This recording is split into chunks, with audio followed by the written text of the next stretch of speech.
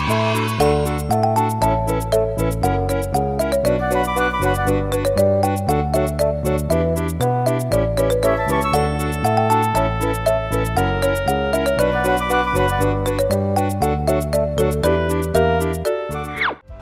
I'm Adan. I'm Felicia. And together we're A.J. Low, the writers of the Sherlock Sam series of children's books. Hello. Hello.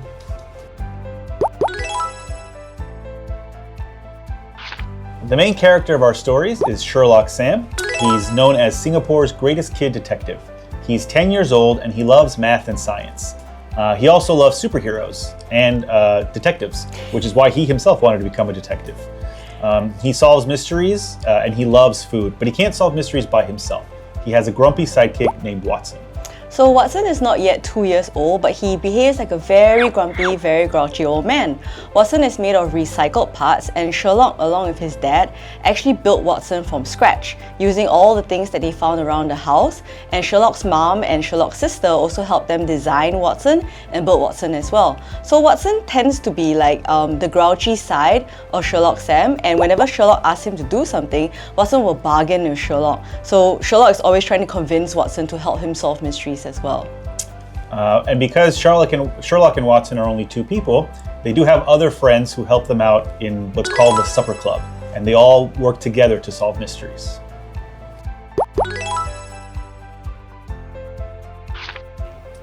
The Sherlock Sam series is mostly about Sherlock and his friends running around Singapore, solving mysteries and going on adventures. The stories are also about like friendship, how they learn to work together, how they use logic to solve mysteries, and it's also about a lot of food.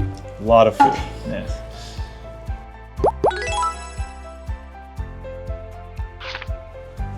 So some of the really cool places that you can visit in Singapore that's featured in the books is Chim Chin, and it's a place where I went very often when I was a kid, and I virtually like grew up there. They have really delicious like cream cones as well as kaya toast as well.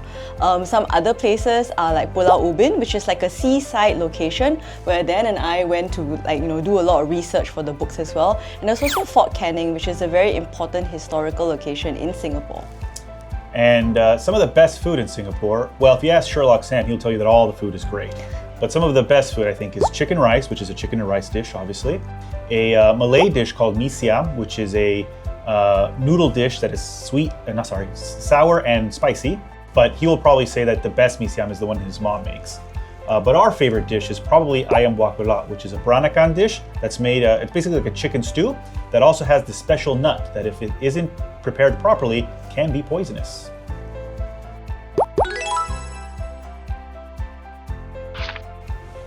So the family dynamics in Sherlock Sam are based a little bit on our families. We did have very supportive parents who wanted us to read and write. More read than write. They were a little bit apprehensive, maybe. yeah, when we said we wanted to be writers, because there's not a lot of money in that. But they still support our writing. So a lot of Sam's very supportive family is modeled after our supportive families. But I think as we started writing the books, right, we met a lot more children, and the kids would tell us stories about their home lives, their experiences, and we wanted the stories in Sherlock Sam to also reflect the experiences of the kids that we met. So we have different kinds of families, different kinds of family dynamics, so that when kids read their books, right, they could see themselves in the stories as well. It's not just like the perfect families that Sam and Wendy and Watson have.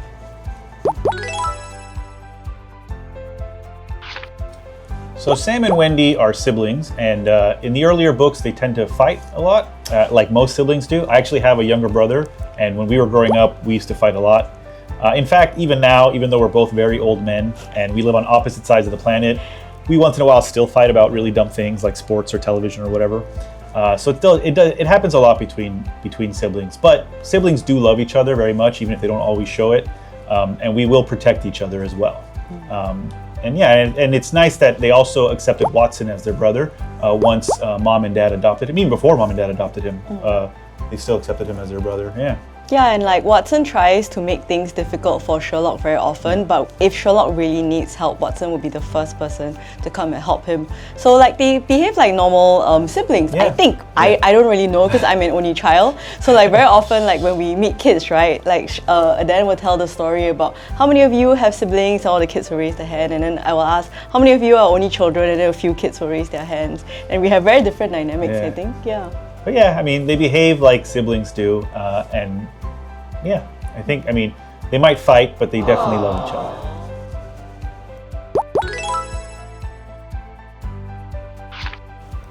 So when the books first started, in the earlier books, actually the story was mainly to be about Sherlock, Wendy, Watson, and maybe a little bit about Jimmy. But then the more Adan and I wrote the stories, right, we realized we wanted it to be a bit more like Scooby-Doo, which has a bigger cast of characters, and where each of the characters actually had a very well-defined role to play. So for example, like, you know, Naza is the history expert, Jimmy is the one that observes things that other people don't notice, Wendy is the artist, and Eliza is the one that, even though she starts off as a mean girl, a mean character, she actually becomes like the fiercest fighter in the books. So it became a lot more about like a found family of really close friends who help each other out, even though sometimes they squabble as well, but really they're there to like support each other. And we thought that would be a lot more interesting than just having like one or two main characters, like the original Sherlock Sam, not original Sherlock Sam, the original Sherlock Holmes series has. Is it right? That's it. So Singapore is a multicultural and multilingual country, so a lot of people speak 2 or 3 or even more languages. I'm very comfortable in English. I studied Chinese in school. I also studied Japanese for a few years, and I'm trying to learn Spanish now because Adan's family speaks Spanish.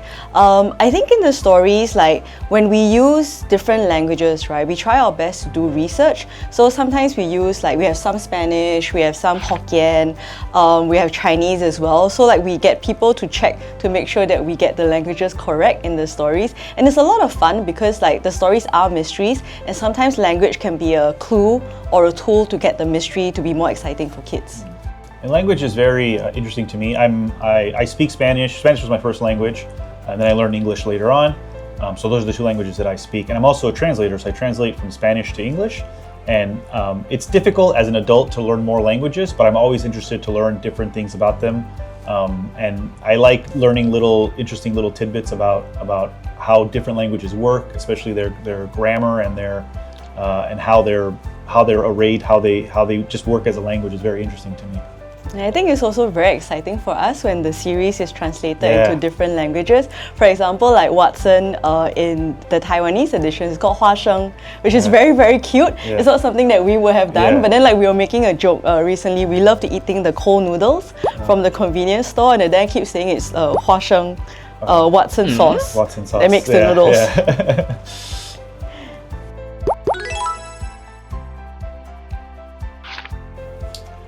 We love coming to Taiwan. We used to do it quite often before the pandemic, at least once a year, if not twice. It was actually the very first trip that we took together was to Taipei. And then we also came for our honeymoon as well after we got married. And some of our favorite places, we have a lot of favorite places, but some of our favorite places are, because we like shopping a lot, we go to Ximending a lot, and also Wufenpu. And in Wufenpu is, there used to, I don't know if he's still there, there used to be an old man who made very delicious beef noodles. It was my favorite beef noodles in all of Taipei, and all Taiwan really. And we also like Beito because they have the hot springs there, so we really enjoy that. I think we also like the bookstores in Taiwan. There are so many different kinds of bookstores, and we always make time to go down to the different bookstores to look at books in English and in Chinese. I really enjoy coming to Taiwan as well because I feel like a little bit shy using my Chinese in Singapore, so I don't practice as much. But when I come here, like, I feel a bit more comfortable. Everyone is so nice, even when I make mistakes, right? So I feel a lot more comfortable like practicing my Mandarin here too. One time we also went up Yangmingshan Mountain, but it was very, very foggy, so it was very hard to see. And I'm pretty sure we almost fell off the mountain multiple times. So it was very rainy and cold, but we were able to eat a very delicious peanut soup that came in a can. It was very warm because we were both very cold, so it was very warm. We could just hold on to the can and we ate it. And it was at that point the most delicious thing I'd ever had because I was very cold. Yeah, we were in like very heavy jackets and we didn't expect it to rain very heavily.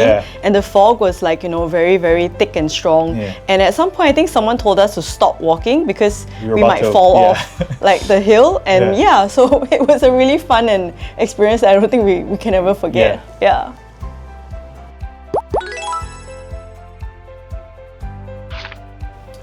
Some of our favorite foods in Taiwan include beef noodles, like I mentioned before, but also guotie, dumplings of any kind, really. I'm a big fan of dumplings in general.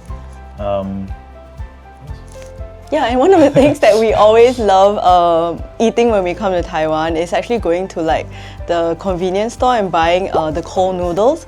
So like we'll buy like 2 or 3 and we'll keep it in the hotel room. We eat it for breakfast and we eat it for supper. And I think this time around we're thinking of whether we can pack like 5 packets to take back to Singapore because we really love it that much. And for some reason, Singapore doesn't have them. I don't understand why. We also really like going to like Shilin night market because they have like the steak there, the ji pai, the fried chicken, and I think we also always go to Ximending to eat the oyster misua. One time, Adan actually added too much like chili to the oyster misua. He had a stomach ache, and it was so bad that we thought we had to go to the hospital. But then, like Sherlock Sam, he just like burped very loudly, and then I was okay. So I was fine. Turned out I didn't have to go to the hospital at all. I think that actually inspired some of the storytelling in Sherlock Sam. Our experiences like eating in Taiwan. I think we have a scene where Dad does that. Dad he feels very, very bad. And then it turns out he just needed to burp and then he feels fine. Yeah.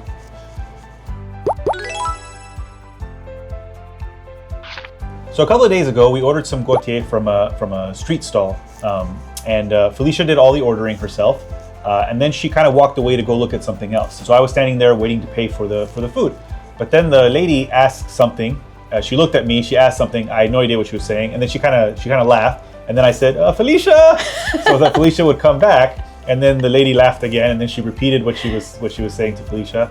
And basically what she wanted to tell us was just that she was marking which one was beef filled and which one was pork filled.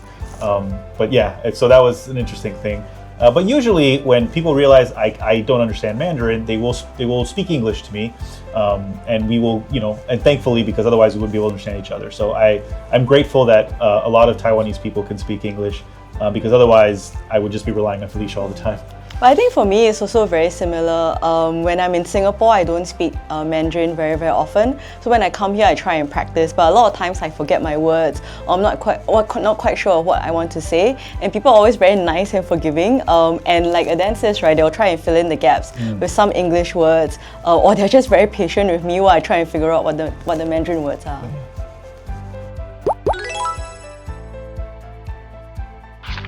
So this series is about Sherlock, Sam, Watson, and their friends in the supper club solving mysteries and going on adventures in Singapore and around the world. And it's a really fun way to use logical thinking and also to brush up on your English language skills. 谢拉克与花生很好看。